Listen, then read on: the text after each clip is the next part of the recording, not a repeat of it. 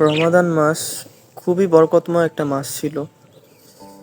আহ, আমরা রোজা রেখে ভাবতাম এইটা খাবো ওইটা খাবো, দেন অপেক্ষা করতেছিলাম যে কখন ঈদের দিন আসবে, রোজা কখন শেষ হবে।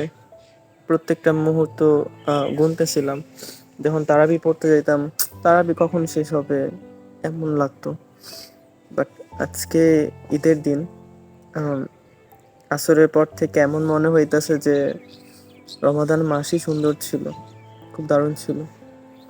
আহ, আপনি যদি আম, রমজান মাস আর ঈদের দিনের বিকালের অবস্থা যদি আপনি খেয়াল করে দেখেন, তাহলে দেখবেন আপনি ভিতর থেকে ভাইঙা পড়ছেন। কথা হচ্ছে এমন একটা বরকতময় মাস আমাদের কাছ থেকে চলে গেছে। যদিও ঈদের দিন, ঈদ মানে সুখ শান্তি খুশি, কিন্তু যখন মাগরিবের আজান দিয়ে দিবে তখন বুঝতে পারবেন যে রমাদানের ভ্যালু কি ছিল। আল্লাহ তাআলা আবারও আমাদেরকে রমাদান পাওয়ার তৌফিক দেন, আমিন।